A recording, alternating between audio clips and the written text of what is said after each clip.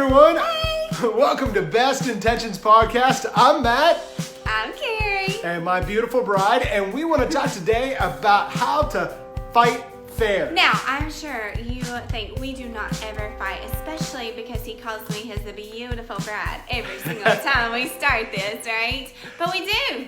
We do, and the thing is, we had to learn how to fight well, because you're gonna fight. If you have two people together, there will eventually be conflict. And so what we wanna help you do today is at least give you one tip, one technique, so that you know how to fight better. Not so that you win, but so that you both win. Not so one of you wins, but that you come together and grow through the process. And you can learn from each other. So we'll call this how to fight fair.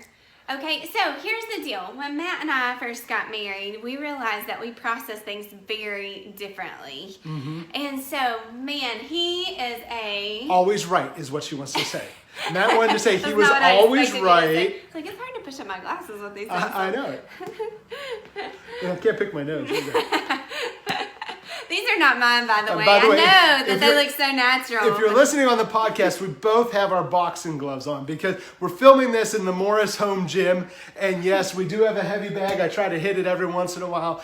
Maybe I should. And so if you're listening, we have our boxing gloves on as well. And it is. You cannot do anything with these things. You can't get up there. Okay, things we didn't think we'd ever put on the internet. Back to fighting fairly. So, I noticed when we would get into little tiffs, passionate discussions. That is one way. Full out fights. They do happen.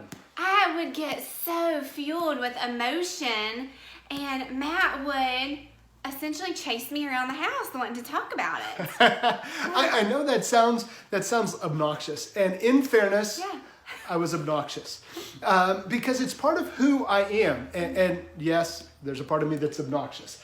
But no, it's in how I process and in how I fight. And that's what we want to help you with today. So what we want you to learn is about yourself, how you process information, how you process conflict so that you know how to enter into a disagreement well. And if you know yourself well, you will be better able to fight fair and help the other person so that you can come to a resolution. So how do you react? How do you respond? When you process, is it fight or flight? Matt and I are really different this way because I am much more of a flighter. And I am the fighter. If somebody says something... And our children take after him. And it's so much fun, except for our littlest one. She is definitely a flighter.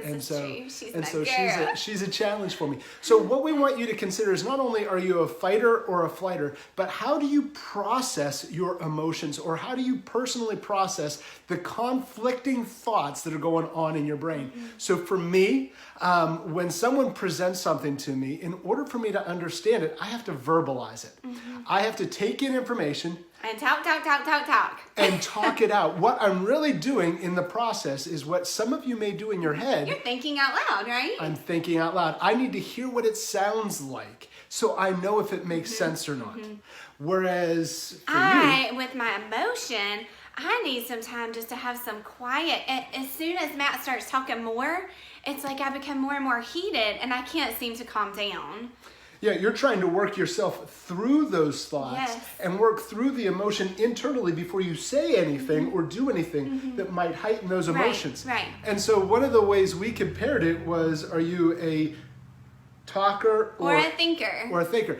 And another way you could say it is, do you talk to think? Or think to talk? And I'm a talk to thinker. And I'm a think before I talk. And so what happens when we fight is I've got emotion, I've got thoughts, I've got to process this because I'm stuck. And if I don't say it out loud, if we don't have a conversation, I am stuck in all of that mess. Right. Well, and you can see where, I feel certain that God made us different for a reason so that we could come together and balance each other out. I hope y'all know that I'll be using these things later.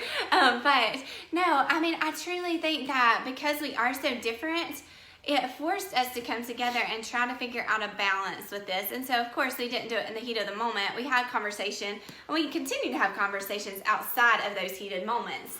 Absolutely. But we want you to think about what our fights would look like, because I had to be able to process verbally, and she would need to have time to process and to get away, I'm either left stuck in my muck, or I'm chasing her around, smothering her, not giving her time to think. Yeah, and I feel totally smothered, but then you feel abandoned. I do. If I don't have that opportunity to process, if I feel like that person has walked away, I feel in a lot of pain and abandonment. As we talked this out and we planned it, it would be like, I want you to picture an accident where if we're in a fight and you hit me and I'm on the side of the road, it would be like maybe you need to rush to the hospital, or you're calling 911, or you're doing something, you're going somewhere. Like you're actually trying to do something to help, right? Right, but I'm stuck on the side of the road in pain.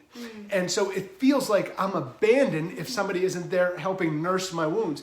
But conversely, if Carrie was in that position and I was the one trying to help her, I'm trying to jam her into the backseat of the car. You might be picking me up when I really need to lay there until someone brings a stretcher, right? Because she's got to do some healing first before she can be moved. And so I'm betting some of your fights are that way. And so what we want to do for just a little bit is give you some tools and some guidance on how to begin to process those things ahead of time. Right. Well, because as you know, I mean, when the two are going against each other, I've worked with couples where it creates some major conflict and tension. People either don't speak for days, or they say really hurtful things that take a lot of therapy to work through, right? They do. And so what we want you to do is we want you to begin to think not in the heat of the moment, but in the calm. Begin to think through who you are, what you need, and have a conversation so that you set some ground rules for how you'll deal with a disagreement. Yeah, and this could be even applied to relationships other than a spouse. I mean, it may be that you have a boyfriend, girlfriend, it may be a family member, or it might even be a friend that you find yourself in conflict with a lot. Or frankly, your place where you work, especially if you're a manager, set some ground rules. And most places do have these ground rules in place so that when there's conflict, you know how you'll work through it, so that those who need to process don't feel abandoned, and those that need some space don't feel smothered. Yeah. Now, this is the name of our podcast. But I really want to tie it in here because I know one of the things that helps me so much in the midst of our conflict is remembering the best of intentions about my husband. And so in those moments where he's heated, he's a lot louder than I am, I tend to pull away and get more quiet and have tears.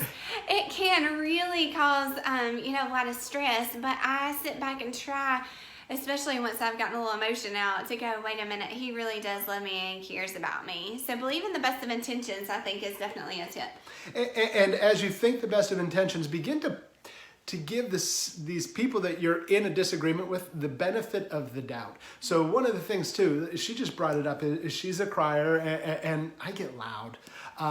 Just say it. You're a yeller. I'm a yeller. He's not like yelling at me all the time or anything. He just tends to get louder, and I'm like, "You're loud," and he's like, "No, I'm not."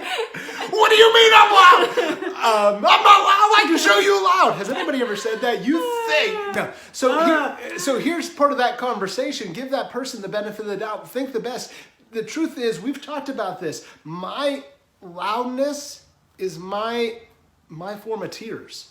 I don't get my emotions out my eyeballs. I get my emotions out my vocal cords. And I think, conversely, like for men, when women begin to tear, and I know we're talking stereotypically here, but I know this is typical of what I hear anyways from people, that I think it makes a man uncomfortable because he's like, how do I fix it? Like, I don't know what to do with these tears. I don't know what to do with these tears. Yeah. Exactly. And just as she doesn't know what to do with my anger, my loudness, that emotion coming out of me in a way that's very different. And so set those ground rules. One of the things, recognize who you are. Yes.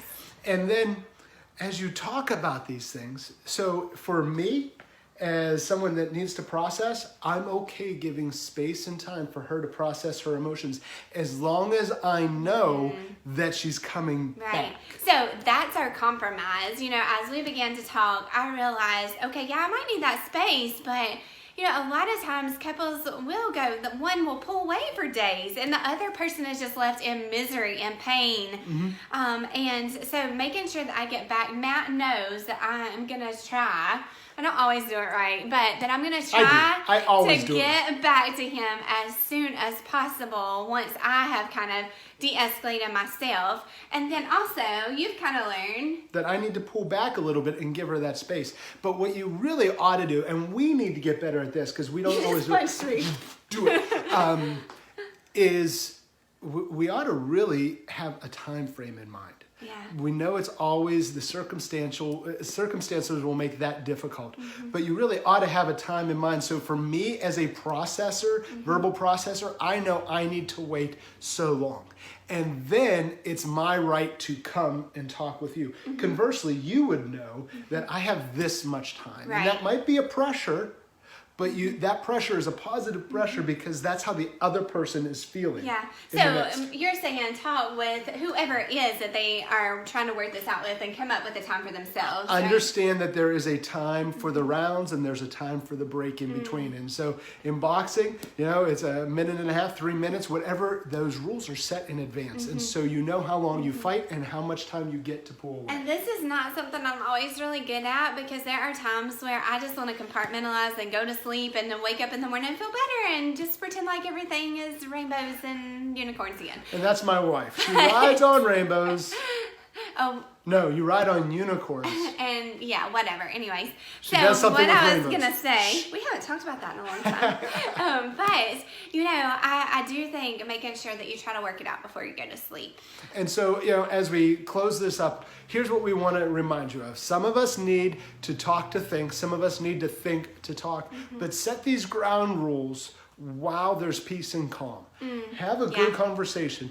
And then this applies. This is something I preach a lot as well. But remember what you saw in the light because there's going to be times when it's dark.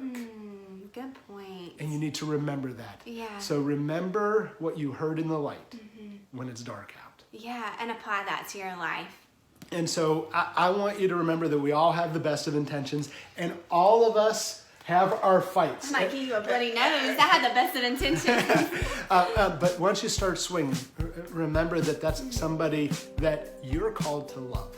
When you start yelling, that's somebody that God made and cares deeply. Think about how they operate. Think about ways to meet their needs and believe the best of intentions. That's how you fight fair. And so until next time, I'm Matt. I'm Karen. You're listening to Best Intentions. Let us know what you think. If you have some more thoughts, if you want to send us some videos of you with the gloves on, we'd love to see that as well. Let us know if you have more questions around fighting fair. This is just one little piece of it, but we'd love to hear more if there are other ways we can help. Until next time. Bye. Bye. Did you see that power?